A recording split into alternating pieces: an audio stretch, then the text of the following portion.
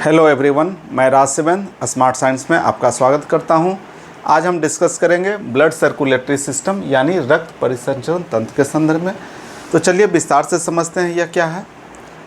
प्रत्येक जीवों में अर्थात उनके शरीर के अंदर हमेशा कुछ चीज़ों का एक जगह से दूसरी जगह आना जाना लगा रहता है, यानी कुछ चीज़ों का हमेशा स्थान परिवर्तन होता रहता है।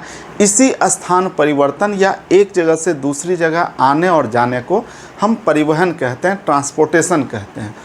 और किन चीज़ों का परिवहन होता रहता है, तो जैसे कुछ न्यूट्रिशनल मैटर यानी पोषक पदार्थ जिसे हम डाइजेस्टिव सिस्टम में देख चुके हैं, कुछ गैसों का जैसे कार्बन डाइऑक्साइड और ऑक्सीजन, इसे हम रेस्पिरेटरी सिस्टम में देख चुके हैं, कुछ हार्मोन्स का। प्रत्येक जीवों में, हमारे भी शरीर में या आपके भी शरीर में कुछ ग्लैंड्स होते हैं, वो ग्लैंड्स हमेशा हार्मोन का सिक्रीशन करते रहते हैं, तो वे हार्मोन हो गए। कुछ वेस्ट प्रोडक्ट यानी उत्सर्जी पदार्थ जिसे कि हम एक्सक्रीटरी सिस्टम में देख चुके हैं। तो इन सभी चीज़ों का हमेशा स्थान परिवर्तन होता रहता है, यानी परिवहन होता रहता है। और इस परिवहन के लिए शरीर के अंदर एक खास प्रकार की एक स्पेसिफिक या एक पार्टिकुलर ऑर्गन सिस्टम होता है, अंग तंत्र होता है, जिसे कि हम परिसंचरण तंत्र कहते हैं। अर्थात परिसंचरण तंत्र क्या हो गया, तो जीवों के शरीर में विभिन्न पोषक तत्वों, गैसों, हार्मोन्स एवं उत्सर्जी पदार्थों के परिवहन के लिए एक अंग तंत्र होता है, जिसे कि परिसंचरण तंत्र कहते हैं। तो परिसंचरण तंत्र क्या हुआ, यह हम समझ गए।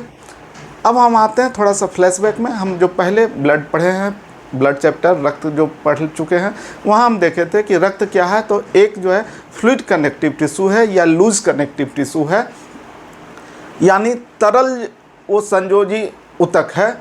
तो वहाँ पर एक उदाहरण देखे थे छोटे रूप में ही कि लिम्फ यानी लसिका भी फ्लूइड कनेक्टिव टिश्यू है या लूज कनेक्टिव टिश्यू है। तो उसी आधार पर इस परिसंचरण तंत्र यानी सर्कुलेटरी सिस्टम को हम दो भागों में बांट रहे हैं। एक है लसिका परिसंचरण तंत्र यानी लिम्फ सर्कुलेटरी सिस्टम, वहीं दूसरा है रक्त परिसंचरण तंत्र यानी ब्लड सर्कुलेटरी सिस्टम। इस लसिका परिसंचरण तंत्र यानी लिम्फ सर्कुलेटरी सिस्टम को हम एक अलग से चैप्टर में देख लेंगे। अभी हम ब्लड सर्कुलेटरी सिस्टम का अध्ययन करेंगे या इसके बारे में जानेंगे। तो यह जो ब्लड सर्कुलेटरी सिस्टम है, रक्त परिसंचरण तंत्र है, इसे भी हम वाहिका के आधार पर, वेसल्स के आधार पर या नलिका के आधार पर इसे हम अध्ययन के लिए तीन भाग में बांटते हैं, तीन पार्ट में बांटते हैं। तो वे तीन पार्ट कौन कौन से हैं, तो एक है खुला रक्त परिसंचरण तंत्र यानी ओपन ब्लड सर्कुलेटरी सिस्टम, वहीं दूसरा है बंद रक्त परिसंचरण तंत्र यानी क्लोज्ड ब्लड सर्कुलेटरी सिस्टम, और तीसरा है मिश्रित ब्लड सर्कुलेटरी सिस्टम यानी मिक्स्ड ब्लड सर्कुलेटरी सिस्टम। यहाँ पर स्थान की कमी की वजह से, जगह की कमी की वजह से सिर्फ हमने मिश्रित लिख दिया है। तो हम एक एक कर इन सभी तीनों को देखते हैं। तो ये सबसे पहले देखते हैं कि खुला रक्त परिसंचरण तंत्र यानी ओपन ब्लड सर्कुलेटरी सिस्टम क्या है। तो जब शरीर के अंदर रक्त का परिवहन किसी वाहिका के द्वारा, किसी वेसल्स के द्वारा, किसी ट्यूब के द्वारा या किसी नलिका के द्वारा नहीं हो, बल्कि वह खुले रूप में हो, तो उसे हम खुला रक्त परिसंचरण कहते हैं। यहाँ पर रक्त का बहाव जो होता है वह खुले रूप में होता है, गुहाओं के द्वारा होता है, यानी ब्लड जो है फ्रीली मूव करता है, वो कैविटी के थ्रू मूव करता है। यहाँ पर रक्त क्या होता है, तो सीधे तौर पे वो अंगों से या ऊतकों से या कोशिकाओं से वह जुड़ा होता है, यानी किसी वाहिका के द्वारा कोशिका तक या ऊतक तक या अंग तक रक्त नहीं पहुंचता है, बल्कि वह सीधे तौर पे वहां पहुंचता है। अर्थात खुला रक्त परिसंचरण क्या हो गया, तो रक्त का परिवहन वाहिनियों के द्वारा नहीं हुआ, बल्कि वह नलिका विहीन हो रहा है। रक्त सीधे अंगों या ऊतकों या कोशिकाओं के संपर्क में रहता है, यानी blood freely moving through cavity यानी गुहाओं के द्वारा वह फ्रीली मूव करता है, स्वतंत्र रूप से परिवहन होता है या उसका प्रवाह होता है। इसके उदाहरण हैं इनवर्टिब्रेट्स यानी अकशेरुकी। और इस अकशेरुकी इनवर्टिब्रेट्स में भी हमने दो ग्रुप को लिया है, एक है आर्थ्रोपोडा ग्रुप, दूसरा है मोलस्का। तो आर्थ्रोपोडा ग्रुप में फिर से उदाहरण के लिए किसको लिए हैं हमने, ये बस और भी हो सकते हैं, यहाँ पर बस समझाने के लिए ग्रास ऊपर हैं यानी टिड्डा, कॉकरोच और फिर झींगा यानी कि प्रॉन। वहीं मोलस्का में है स्नेल यानी कि घोंघा। संभव है कभी आपसे अनजाने में या भूलवश आपके पैर के नीचे कॉकरोच आ गया हो, तो आप देखे होंगे कि कॉकरोच से ब्लड बाहर नहीं निकला होगा। हम पिछले चैप्टर में देखे हैं कि कॉकरोच में ब्लड में हीमोग्लोबिन के बदले वहाँ लिम्फ होता है, इसीलिए उसके रक्त का रंग सफ़ेद होता है। तब जो भी हो, रक्त सफ़ेद है तो वो कॉकरोच जब आपके पैर से दब गया होगा तो वहाँ पे उसका रक्त बाहर नहीं निकला होगा। बाहर नहीं निकलने के पीछे वजह यही है कि वह खुले रूप में बह रहा है, वहाँ कोई वेसल्स नहीं है, कोई वाहिका नहीं है कि वो रक्त वहाँ पर प्रेशर से हो और वो बाहर निकल जाए, बल्कि वो बहुत आराम से, बल्कि बिल्कुल स्लो रूप में वह बहते रहता है। और ये जो इन्वर्टिब्रेट्स होते हैं जिसमें कि खुला रक्त परिसंचरण तंत्र पाया जाता है, उनकी बॉडी जो होती है एक कठोर परत से वो घिरी होती है, उससे वो कवर्ड रहता है। वो कठोर मतलब ऐसा नहीं कि बिल्कुल सॉलिड वो आयरन या और ये स्टोन या पत्थर की माफिक हो गया, मतलब कि वो इतना रहता है कि ताकि रक्त उससे बाहर नहीं निकल सके। तो वो काइटिन नाम के एक लेयर से घिरी रहती है। आप मोलस्का यानी स्नेल घोंगा को भी देखेंगे, ये जो है ये तो थोड़ा हार्ड रहता है, ये कैल्शियम कार्बोनेट का बना होता है तो ये हार्ड होता है, लेकिन ये आर्थ्रोपोडा ग्रुप है, इन सबों में भी एक हार्ड लेयर पाया जाता है। संभव है बच्चे में आप तितली से खेले होंगे, उसमें ड्रैगन फ्लाई होगा, बटरफ्लाई होगा, तो उसे आप पकड़े होंगे, भूलवश वहाँ भी कभी उसका बॉडी आपसे खींचा गया होगा, उसका शरीर खींचा गया होगा, वहाँ भी ब्लड नहीं निकला होगा। नहीं निकलने के पीछे वजह यही है कि वहाँ पर खुला रक्त परिसंचरण तंत्र है। उस वक्त हम लोग नहीं जानते थे, लेकिन आज तो जान गए कि वहाँ पर खुला रक्त परिसंचरण तंत्र है, इसीलिए वहाँ से ब्लड बाहर नहीं निकल पाता है। अब हम आते हैं बंद परिसंचरण तंत्र यानी क्लोज ब्लड सर्कुलेटरी सिस्टम पे। यहाँ पे इस तरह के जीवों में क्या होता है कि यहाँ पर रक्त का जो परिवहन होता है या रक्त का जो परिसंचरण होता है वह किसी वाहिका के द्वारा होता है, वेसल्स के द्वारा होता है, इसीलिए इसे हम बंद परिसंचरण तंत्र कहते हैं या क्लोज सर्कुलेटरी सिस्टम कहते हैं। इसके उदाहरण वर्टिब्रेट्स हैं। वर्टिब्रेट्स में भी हमने स्तनधारी यानी मैमल्स, बर्ड्स यानी पक्षी को लिया है। अब हम एक चीज़ समझाने के लिए लें कि सामान्यतः जो होता है ब्लड, ये जो जहाँ पर वर्टिब्रेट्स हो गए, जहाँ पे रक्त वाहिका के थ्रू बह रहा है, यहाँ पे ब्लड अपेक्षाकृत प्रेशर से बहता है। आप देखे होंगे कभी किसी वजह से कट लग गया हो किन्हीं व्यक्ति को या खुद भी, तो यदि भेंस कटती है तो वहाँ पे रक्त जो है थोड़ा स्लो बहता है, हल्के रूप में निकलते रहता है। लेकिन यदि आर्टरीज कट जाती है, धमनी कट जाती है, तो वहाँ पे ब्लड अधिक प्रेशर से बहता है। तो ये जो खुला परिवहन तंत्र, रक्त परिसंचरण तंत्र है, इसके मुकाबले यहाँ पर रक्त तेज़ी से बाहर निकलता है, क्योंकि वह वाहिका से वो बह रहा है, एक ट्यूब से बह रहा है।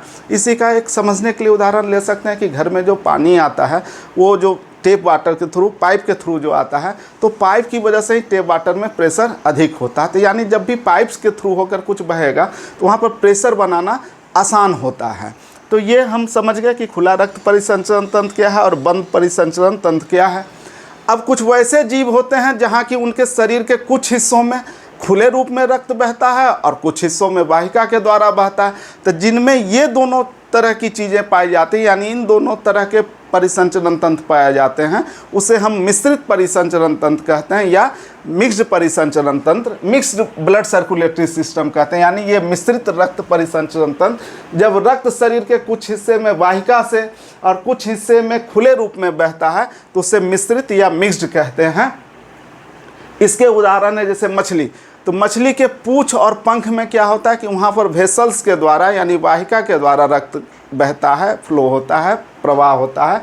वहीं शरीर के अन्य हिस्सों में रक्त खुले रूप में बहता है। तो मिक्स्ड ब्लड सर्कुलेटरी सिस्टम का एक बहुत ही अच्छा उदाहरण मछली है।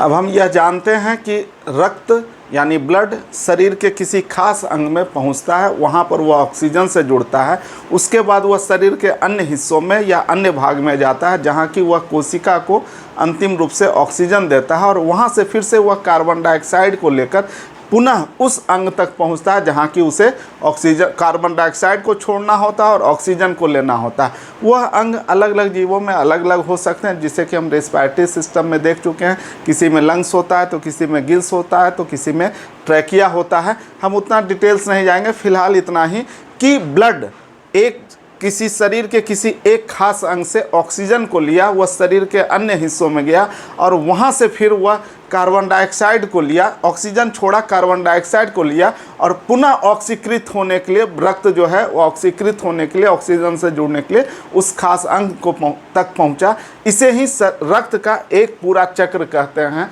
रक्त का एक पूरा चक्र का मतलब यह नहीं हुआ कि शरीर से सिर से या ऊपर से एक बार यह नीचे उतरा और पैर इस सब से होते हुए फिर से वापस वो सर तक आया, बल्कि वह ऑक्सीजनेटेड होकर जहाँ से निकला और वहाँ डीऑक्सीजनेटेड हुआ और फिर से ऑक्सीजनेटेड होने के लिए उस पार्टिकुलर अंग तक पहुँचा। इसे रक्त का एक सर्कुलेशन, ब्लड का एक सर्कुलेशन, एक सर्किल या रक्त का एक चक्र कहते हैं।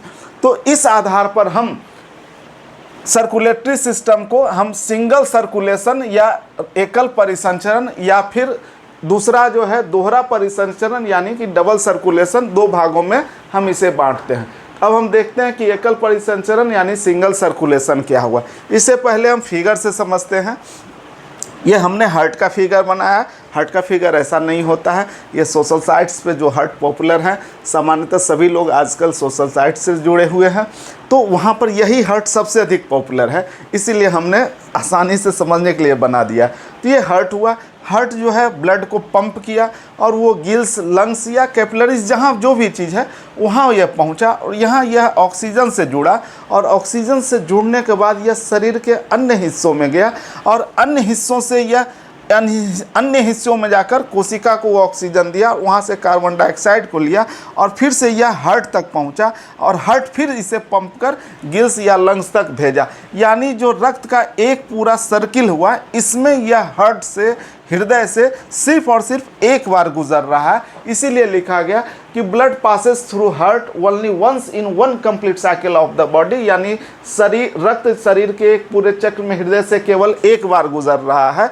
तो इसे हम सिंगल सर्कुलेशन यानी एकल परिसंचरण कह रहे हैं। और इसके उदाहरण हैं मछलियाँ यानी फिशेस, एम्फीबियंस यानी उभयचर, रेप्टाइल्स यानी कि सरीसृप। अब हम आते हैं दोहरा परिसंचरण यानी डबल सर्कुलेशन पे। इसमें क्या होता है कि ये देखिए, पहले फिगर से समझिए। ये हार्ट हुआ, ये हार्ट जो है पहले ये लंग्स हुआ या कैपिलरी, जहाँ भी ये ऑक्सीकृत या ऑक्सीजन युक्त या ऑक्सीजनेटेड ब्लड है, यहाँ से ब्लड आया हार्ट में। हार्ट फिर उसे पंप किया और बॉडी कैपिलरीज में यानी शरीर के अन्य हिस्सों में गया, वहाँ से वापस आया यह फिर से हार्ट में और फिर हार्ट उसे पंप कर लंग्स या कैपिलरीज तक भेजा। यानी ऑक्सीकृत या ऑक्सीजन युक्त ब्लड जो है वह शरीर के हिस्सों में जाने के लिए, अन्य हिस्सों में जाने के लिए एक बार हार्ट में आया और फिर शरीर के अन्य हिस्सों से लंग्स तक या जो भी ऑर्गन है वहाँ तक पहुँचने के लिए वह पुनः हार्ट में गया, हृदय में गया और वहाँ से फिर वह लंग्स तक पहुँचा या जो भी ऑर्गन है वहाँ तक पहुँचा। यानी कि यह ऑक्सीकृत होकर पुनः ऑक्सीकृत होने के लिए हृदय में दो बार प्रवेश किया, दो बार इंटर किया, हार्ट में दो बार उसमें इन किया, इसीलिए इसे डबल सर्कुलेशन कहते हैं। अब हम इसे यहाँ आसानी से समझ सकते हैं। जब रक्त शरीर के एक पूरे चक्र में हृदय से दो बार गुजरता है, यानी blood passes through the heart twice in one complete cycle of the body. और इसके उदाहरण हैं बर्ड्स यानी पक्षी, मैमल्स यानी कि स्तनधारी। तो आप चाहें तो इसका एक स्क्रीनशॉट ले लीजिए। तो इस आधार पर हम कह सकते हैं कि ह्यूमन में किस प्रकार का सर्कुलेशन पाया गया, तो डबल सर्कुलेशन है। और वहीं किस प्रकार का सर्कुलेटरी सिस्टम है, तो क्लोज सर्कुलेटरी सिस्टम है। यानी मानव में जो परिसंचरण पाया जा रहा है वो दोहरा परिसंचरण है और उसमें वो बंद परिवहन तंत्र पाया जा रहा है। अब हम देखते हैं कि ब्लड वेसल्स यानी रक्त वाहिनियाँ क्या हैं। तो शरीर में उपस्थित वे नलिकाएँ जिनके द्वारा रक्त का बहाव होता है उन्हें रक्त वाहिका कहते हैं। यानी हमारे शरीर में जो ब्लड है वो एक जगह से दूसरी जगह जो जाता है, तो जिस चीज़ के थ्रू जाता है, जिस पाइप के थ्रू जाता है, जिस ट्यूब के थ्रू जाता है, जिस वेसल्स के थ्रू जाता है, उसे ही ब्लड वेसल्स यानी रक्त वाहिनियाँ कहते हैं। अब वाहिका जो हो गई यानी जो ब्लड वेसल्स हो गए, उसके अंदर जो खाली जगह है जिसके द्वारा जिस खाली जगह से ब्लड का फ्लो होता है उसे हम लोग ल्यूमेन कहते हैं। एक बार एग्जाम में यह भी पूछा गया था कि ब्लड वेसल्स के खाली जगह को क्या कहते हैं, तो उसे ल्यूमेन कहा जाता है। सपोज दैट कि ये तो क्लोज है, लेकिन यदि यही पाइप हो, यही ब्लड वेसल्स हो, तो इसके अंदर जो खाली जगह है उसी खाली जगह को ल्यूमेन कहा जाता है, जिसके के द्वारा ब्लड जो है एक जगह से दूसरी जगह जाता है। फिर रक्त वाहिनियों के द्वारा ही रक्त कोशिकाओं तक पहुंचता है, यानी जो भी ब्लड है एक जगह से दूसरी जगह जा रहा है तो रक्त वाहिनियों के द्वारा ही जा रहा है। यानी हार्ट से कोशिका तक, जो सेल तक जो ब्लड पहुंच रहा है तो रक्त वाहिनियों के द्वारा ही पहुंच रहा है। साथ में कोशिका से जो रक्त फिर वापस हार्ट तक आ रहा है या फिर वो लंग्स तक जा रहा है तो वहाँ भी रक्त वाहिनियों के द्वारा ही उसका फिर वापस होना हो रहा है। रक्त वाहिनियों के अध्ययन को एंजियोलॉजी कहा जाता है, यानी study of blood vessels is angiology. यानी जिस बायोलॉजी की वह शाखा या मेडिकल की वह शाखा जिसमें कि ब्लड वेसल्स का अध्ययन करते हैं, रक्त वाहिनियों का अध्ययन करते हैं, उसे एंजियोलॉजी कहते हैं। अब हम ब्लड सर्कुलेशन यानी रक्त परिसंचरण को अध्ययन के लिए 3 पार्ट में बांट रहे हैं। पहला है ब्लड यानी रक्त, दूसरा है रक्त वाहिनियाँ यानी ब्लड वेसल्स, और तीसरा है हार्ट यानी हृदय। इसमें ब्लड को हम पिछले वीडियो में, पिछले क्लास में देख चुके हैं। इस क्लास में, इस वीडियो में हम रक्त वाहिनियाँ यानी ब्लड वेसल्स को देखेंगे। बाद में फिर अगले वीडियो में हम हृदय को देखेंगे। उसके बाद फिर हम ब्लड ग्रुप और RH फैक्टर को देखेंगे। तो ये जो ब्लड वेसल्स हैं इन्हें भी 3 पार्ट में, 3 भाग में बांटा जाता है। एक भाग है आर्टरीज यानी धमनियाँ, दूसरा है शिराएँ यानी वेन्स, और तीसरी है केशिकाएँ यानी कैपिलरीज। तो चलिए हम देखते हैं कि ये धमनियाँ और शिराएँ क्या हैं। कैपिलरीज को हम बाद में देख लेंगे, मतलब इसी वीडियो में। तो इसके बाद पहले हम आर्टरीज और वेन्स को देख ले रहे हैं। तो आर्टरीज और वेन्स में जो अंतर है उसे ही जान लेंगे, तो उसी से आर्टरी क्या है और वेन क्या है उसके बारे में हमें जानकारी मिल जाएगी। तो आर्टरी जिसे कि हिंदी में धमनी कहते हैं, वहीं शिरा जिसे कि अंग्रेजी में वेन्स कहते हैं। तो ये जो धमनी होती है, आर्टरी होती है, ये क्या करती है, रक्त को हृदय से अंगों की ओर ले जाती है। यानी हार्ट से जो ऑक्सीजनेटेड ब्लड जाता है वो सेल की ओर जाता है या ऑर्गन की ओर जाता है या टिश्यू की ओर जाता है, तो वो जो है आर्टरीज के द्वारा, धमनी के द्वारा ही जाता है। इसीलिए लिखा गया कि रक्त को हृदय से अंगों यानी ऊतकों, कोशिकाओं की ओर यह ले जाती है। वहीं शिराएँ जो होती है इसका उल्टा कर देंगे तो वो शिरा हो गई, रक्त को अंगों से यानी कोशिकाओं और ऊतकों से हृदय की ओर लाती हैं। यानी हार्ट से जो गया वो धमनी हो गया, और हार्ट से बॉडी के ऑर्गन या सेल की ओर गया, टिश्यू की ओर गया, ऊतक की ओर गया, कोशिका की ओर गया, तो वो धमनी ले गया। वहीं धमनी से जब फिर वो वापस आया तो वो शिरा के द्वारा आया। शुद्ध रक्त यानी ऑक्सीजन युक्त ब्लड बहता है। यानी जो हमारा जो शुद्ध रक्त है, शुद्ध रक्त किसे कहते हैं, तो जिस रक्त में, जिस ब्लड में ऑक्सीजन मिला हुआ होता है यानी ऑक्सीजनेटेड जो ब्लड होता है उसे शुद्ध रक्त कहते हैं। तो धमनियों में शुद्ध रक्त का बहाव होता है यानी ऑक्सीजनेटेड ब्लड का फ्लो होता है। वहीं शिरा में अशुद्ध रक्त यानी कार्बन डाइऑक्साइड युक्त जो ब्लड होते हैं उनका बहाव होता है, डीऑक्सीजनेटेड ब्लड उसमें फ्लो होता है।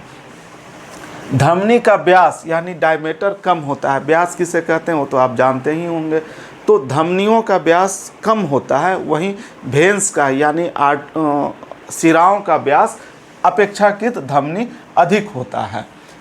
आर्टरीज जो होती हैं, धमनियाँ जो होती हैं, उसकी जो दीवारें होती हैं वो मोटी होती हैं, वहीं शिराओं की दीवार पतली होती है।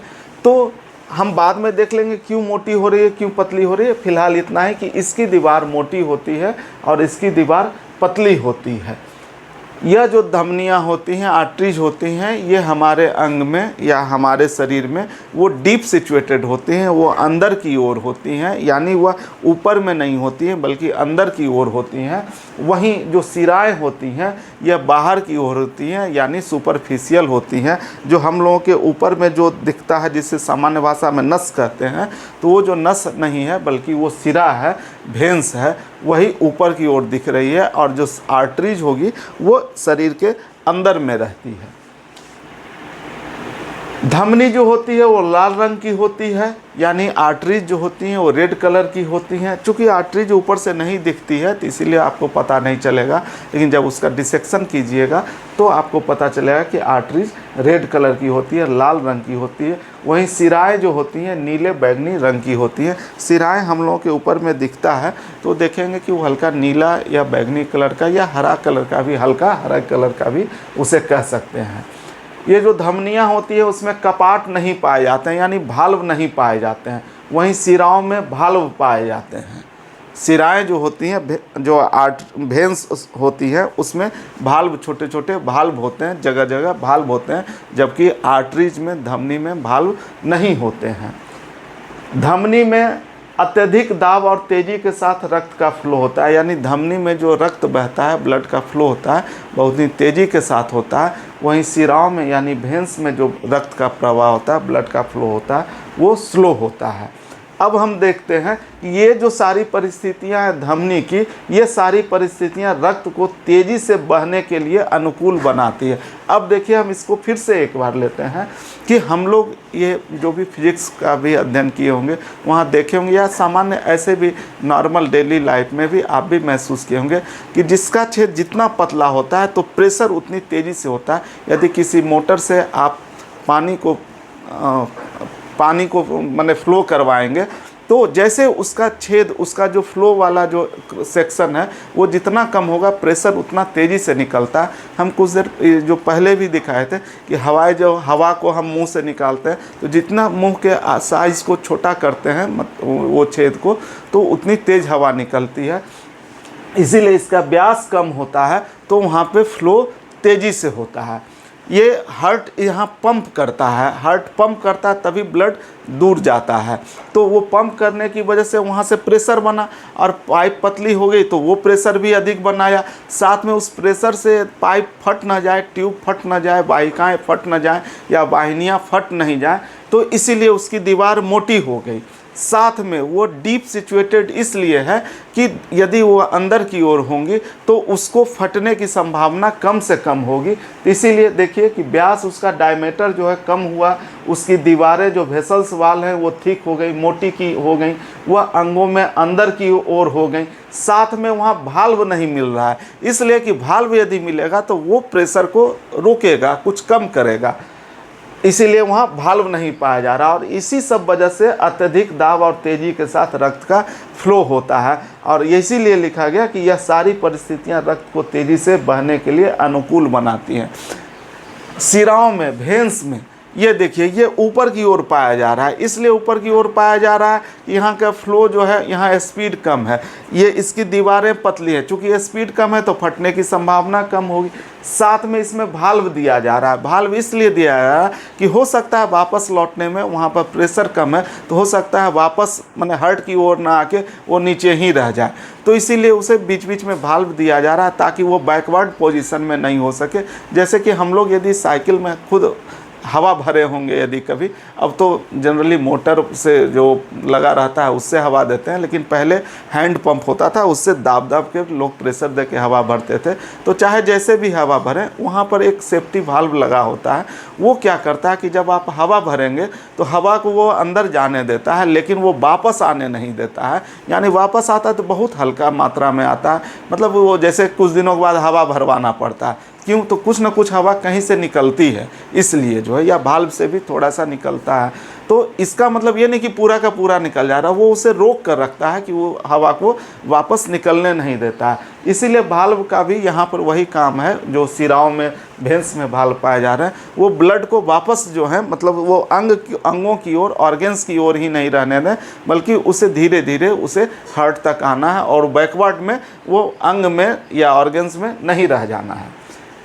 अब जो ये आर्टरीज हैं, हम लोग पढ़े कि आर्टरीज में क्या होता है कि आर्टरीज जो होती हैं, ये इसमें शुद्ध रक्त बहता है। यदि इस मैटर को ले, इस पॉइंट को ले कि उसमें ऑक्सीजन युक्त ब्लड बहता है, ऑक्सीजनेटेड ब्लड बहता है, तो उस ग्राउंड पर लेंगे कि अपवाद स्वरूप एक पल्मोनरी आर्टरी है जिसमें कि अशुद्ध रक्त बहता है, यानी डीऑक्सीजनेटेड ब्लड फ्लो होता है। क्यों होता है इसमें डीऑक्सीजनेटेड ब्लड फ्लो होता है? क्योंकि ये हार्ट से निकलकर ये लंग्स की ओर जाती है, तो हार्ट में जो डीऑक्सीजनेटेड ब्लड पहुंचा, वही डीऑक्सीजनेटेड ब्लड को हार्ट फिर पंप कर लंग्स तक भेजता है। तो जो लंग्स तक ले गई तो वो जो है वो पल्मोनरी आर्टरी है, इसीलिए उस पल्मोनरी आर्टरी में अशुद्ध रक्त बहता है, यानी डीऑक्सीजनेटेड ब्लड बहता है। अब हम उसी ग्राउंड पे कि वेन्स में अशुद्ध रक्त बहता है, यदि ये कंसेप्ट है हमारा, सामान्यतः यही कंसेप्ट चलता है, तो इसी ग्राउंड पे कि वेन्स में अशुद्ध रक्त यानी कार्बन डाइऑक्साइड युक्त ब्लड या डीऑक्सीजनेटेड ब्लड फ्लो होता है, बहता है, तो उस ग्राउंड पे हम कह सकते हैं कि पल्मोनरी सिरा जो है अपवाद है। इसी ग्राउंड पर इसको पल्मोनरी वेन्स को, सिरा को अपवाद माना गया है, क्योंकि सिरा क्या है, वेन्स क्या है, तो इसमें शुद्ध रक्त बहता है, लेकिन लंग्स से जो प्यूरिफाइड होकर यानी ऑक्सीजनेटेड ब्लड यानी ऑक्सीजन युक्त ब्लड जो हार्ट में आता है वो पल्मोनरी वेन्स के द्वारा आता है। तो अशुद्ध रक्त के आधार पर हम उसे मानते हैं कि पल्मोनरी वेन्स जो है वो अपवाद है, कि वो अशुद्ध रक्त को नहीं बल्कि वो शुद्ध रक्त को लाता है। अब हम जो फिर से एक देखते हैं कि स्मॉलेस्ट ब्लड वेसल्स कौन है, तो स्मॉलेस्ट ब्लड वेसल्स कैपिलरीज है, यानी कि अभी फ़िलहाल इतना ही, सबसे छोटी रक्त वाहिका क्या है, तो केशिका होती है यानी कैपिलरीज होती है। और ये जो ब्लड प्रेशर होता है, रक्त दाब होता है, ये क्या होता है, तो रक्त प्रवाह के दौरान यानी ब्लड के फ्लो होने के दौरान, ड्यूरिंग फ्लो ऑफ ब्लड जो है वो क्या होता है कि धमनी के वाल पे यानी आर्टरीज के बाल पे, धमनी के दीवार पे जो रक्त के द्वारा प्रेशर लगाया जाता है तो उसे ही रक्त दाब कहते हैं यानी ब्लड प्रेशर कहते हैं। सिर्फ और सिर्फ धमनी, वेन्स का नहीं, सिर्फ और सिर्फ आर्टरीज का। तो ब्लड फ्लो के दौरान आर्टरीज के ऊपर जो ब्लड के द्वारा प्रेशर लगाया जाता है उसे ही ब्लड प्रेशर कहते हैं यानी रक्त दाब कहते हैं। और यह जो रक्त दाब होता है सामान्य एक नॉर्मल व्यक्ति में 120/80 होता है। 120 क्या हो गया, ये ऊपर वाला जो हो गया, ये ऐसा नहीं कि शरीर का ऊपर वाला, बल्कि ये जो लिखा जाता है इसमें सिस्टोलिक प्रेशर कहते हैं 120 को। सिस्टोलिक मीन्स कि हार्ट जब पंप करता है, वो प्रेशर डालता है तो जो ब्लड फ्लो होता है उस वक्त वाल पे 120 का प्रेशर लगता है। वहीं जब हार्ट फैलता रहता है मीन्स कि जब उसमें ब्लड भरता रहता है, उस कंडीशन में जो धमनी है, आर्टरीज हैं, उसके बाल पर प्रेशर लगता है, वो 80 होता है, जिसे कि डायस्टोलिक प्रेशर कहते हैं। संभव है आपसे एग्जाम में पूछा जाए कि नॉर्मल बीपी क्या है, नॉर्मल सामान्य ब्लड प्रेशर क्या है, तो 120 है बटा 80 है। इसमें सिस्टोलिक प्रेशर क्या है, तो 120 है। डायस्टोलिक प्रेशर क्या है, तो 80 है, 80 है। अब हम फिर से आते हैं एओर्टा यानी महाधमनी। महाधमनी क्या है या एओर्टा क्या है, तो शरीर की सबसे बड़ी धमनी जो कि हृदय से शुद्ध रक्त को संपूर्ण शरीर में छोटी छोटी धमनियों के माध्यम से पहुंचाती है। यानी हार्ट से जो आर्टरीज निकल रही है, मेन आर्टरीज निकल रही है, मुख्य धमनी जो निकल रही है जिससे कि सारा ब्लड निकल रहा है, उसे ही एओर्टा या महाधमनी कहते हैं। और उसी एओर्टा से छोटी छोटी फिर वाहिकाएं या वेसल्स बनती हैं जो कि अंतः ब्लड को कोशिका तक पहुंचाती है। तो एओर्टा वही हो गया शरीर की सबसे बड़ी धमनी जो कि हृदय से शुद्ध रक्त को संपूर्ण शरीर में छोटी छोटी धमनियों के माध्यम से पहुंचाती है। जो भी वाहिका शुद्ध रक्त को ले जा रही है तो वो धमनी हो गई, वो आर्टरीज हो गई। अब हम आते हैं वेना कावा पर। वेना कावा क्या है, तो largest when in the human body. जो ह्यूमन बॉडी है, मानव शरीर है, उसमें जो सबसे बड़ी सिरा हो गई उसे ही वेना कावा कहते हैं। और यह वेना कावा भी दो प्रकार का होता है, एक सुपीरियर वेना कावा और एक इन्फीरियर वेना कावा। तो हमारे शरीर में जो वेन्स हैं वो दो, मतलब जो वापस ब्लड को लेकर आ रही है हार्ट में, तो एक जो आती हैं वेन्स वो सिर, गर्दन और चेस्ट के ब्लड को लेकर आती हैं, तो उसे सुपीरियर वेना कावा कहते हैं। सिर, बाजुओं, गर्दन, छाती से अशुद्ध रक्त हृदय में ले जाती हैं, तो ये हो गई सुपीरियर वेना कावा। वहीं इन्फीरियर वेना कावा क्या हो गया, तो ये शरीर के निचले हिस्से यानी ये जो एब्डोमेन हो गया, पेट हो गया, यहाँ से जो नीचे का भाग हो गया एब्डोमेन हो गया और लेग्स हो गया यानी टांगे हो गई। तो शरीर के निचले हिस्से यानी पेट, उदर, पेट या उदर और टांगे या पैरों से रक्त हृदय में ले जाती हैं, तो इसे हम इन्फीरियर वेना कावा कहते हैं। यदि इन दोनों में फिर से पूछा जाए कि कौन बड़ी है, तो इसमें इन्फीरियर वेना कावा ज़्यादा बड़ी होती हैं। सामान्यतः उतने जानने की ज़रूरत नहीं, लेकिन ऐसे सुपीरियर वेना कावा जो होती है ये लगभग 8 से 10 सेंटीमीटर के आसपास होती है। वहीं इन्फीरियर वेना कावा जो होती है वो 20 से 22 सेंटीमीटर लंबी होती है। तो आप चाहें तो इसका एक स्क्रीनशॉट ले लीजिए। एक सामान्य वयस्क मनुष्य का यानी नॉर्मल एडल्ट का जो बीपी होता है वो जो होता है 120/80 mmHg होता है। वहीं यह बीपी यदि बढ़कर 150/100 से अधिक हो जाता है तो उसे हाइपरटेंशन की स्थिति कहते हैं। संभव है 120/80 ये तो बिल्कुल नॉर्मल है, बिल्कुल आराम से स्थिर स्थिति में है, लेकिन वर्तमान समय में हर व्यक्ति को कुछ ना कुछ तनाव रहता है, या फिर वो पैदल चल कर आते हैं या कुछ सोच रहे होते हैं, थोड़ी सी भी परेशानी की चीज़ तो बीपी थोड़ी बढ़ जाती है। किंतु वह 150/100 से अधिक नहीं होना चाहिए। 150/100 से नीचे तक को आज के डेट में लगभग उसे नॉर्मल मान लिया जाता है, लेकिन 150/100 से जैसे अधिक होता है तो वह हाइपरटेंशन की स्थिति है। और यह यदि बढ़कर 180/120 या उससे अधिक हो गया तो यह एक्सट्रीम कंडीशन है। उस कंडीशन में ऑर्गन्स अफेक्टेड होने लगते हैं। संभव है कुछ ऑर्गन्स फेल्योर भी हो जाएं, जैसे किडनी है वो फेल्योर हो सकता है या कुछ और भी ऑर्गन फेल्योर हो सकते हैं। उस कंडीशन में व्यक्ति की मृत्यु तक हो सकती है। और ये जो चीज़ें हैं एनसीईआरटी में दी गई हैं, उसी आधार पर हम बता रहे हैं। वहीं यदि बीपी 120/80 के बदले वह यदि 100/50 से या उससे कम हो जाता है तो उस स्थिति को हाइपोटेंशन या फिर लो बीपी की स्थिति कहते हैं। लो बीपी की स्थिति में लोग नमक पानी पीकर भी उसे आसानी से मेंटेन कर लेते हैं, थोड़ा अपेक्षाकृत जल्दी मेंटेन कर लेते हैं। लेकिन हाई बीपी जब हो जाता है तो बिना दवा का वह मेंटेन नहीं हो पाता है। यह बहुत ही बुरी तो ये भी है वो भी है, लेकिन वहाँ पर बिना दवा का नहीं हो पाता। यहाँ तो सिंपल घरेलू उपाय से भी बहुत हद तक मैनेज हो पाता है। अब ये जो बीपी है यानी ब्लड प्रेशर है वो किसके द्वारा मेज़रमेंट होता है, किसके द्वारा मेजर्ड किया जाता है, तो वो जो मशीन है उसका नाम है स्फेग्मोमैनोमीटर।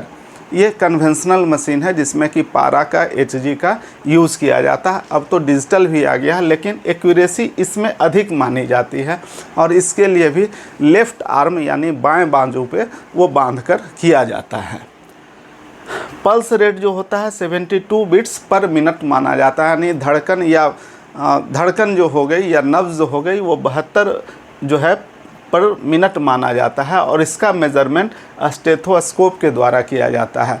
स्टेथोस्कोप को आम बोलचाल की भाषा में आला भी कहते हैं। अब जो हम ब्लड सर्कुलेटरी सिस्टम पढ़े, इसकी खोज कौन किए थे, तो इसकी खोज सन 1628 ईस्वी में सर विलियम हार्वे महोदय के द्वारा किया गया था। इसीलिए अंग्रेजी में blood circulatory system discovered by sir William Harvey. William Harvey महोदय का बहुत बड़ा योगदान है। ये परिसंचरण तंत्र उन्हीं की वजह से हम लोगों के सामने है। अब जो आर्टरीज, वेन है और कैपिलरीज है उसके बारे में एक नज़र देख लेते हैं कि इसे आप हार्ट माने। हार्ट से एओर्टा के द्वारा ऑक्सीजनेटेड ब्लड यानी ऑक्सीकृत ब्लड यानी शुद्ध रक्त जो है वो निकला, जो कि आर्टरीज में डिवाइड कर गया। एओर्टा आर्टरीज में डिवाइड कर गया, आर्टरीज फिर आर्टियोल्स में डिवाइड कर गई और ये फाइनली रूप से कोशिका तक कैपिलरीज के माध्यम से पहुंची। और यहीं पर वह ऑक्सीजन कोशिका को देती है, सेल को देती है, या फिर आप कहें टिश्यू या ऊतक को देती है या अंग को देती है, और वहाँ से फिर वह कार्बन डाइऑक्साइड ले लेती है। तब वह डीऑक्सीजनेटेड ब्लड हो गया यानी अशुद्ध रक्त हो गया। और अशुद्ध रक्त का देखे थे वो किसके द्वारा आता है, वो वेंस या सिरा के द्वारा आता है। तो यही कैपिलरीज है जहाँ की शुद्ध रक्त भी है और यही कैपिलरीज है जहाँ पर कि डीऑक्सीजनेटेड यानी अशुद्ध रक्त भी है। यानी कैपिलरीज जो हो गई वो जंक्शन पॉइंट हो गई वेंस और आर्टरीज का। यहाँ से फिर डीऑक्सीजनेटेड ब्लड लेकर वह वेन्यूल्स में आता है, वेन्यूल्स से फिर वेंस में आता है और वेंस से वेना कावा होते हुए फिर से वह हार्ट में आ जाता है। यानी कैपिलरीज जो हो गया वो जंक्शन पॉइंट है आर्टरीज और वेन का। तो इस प्रकार ब्लड सर्कुलेटरी सिस्टम समाप्त हुआ। हम हर बार की भांति इस बार भी कहेंगे, हमें पूर्ण विश्वास है इस वीडियो के बाद आपको ब्लड सर्कुलेटरी सिस्टम के संदर्भ में कंसेप्ट क्लियर हुआ होगा, आपको आसान लगेगा। आपका इस संदर्भ में जो क्वेश्चन बनाने में आपको काफ़ी सुविधा होगी।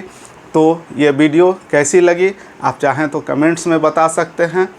तब तक पढ़ते रहिए, आगे बढ़ते रहिए। जय हिंद।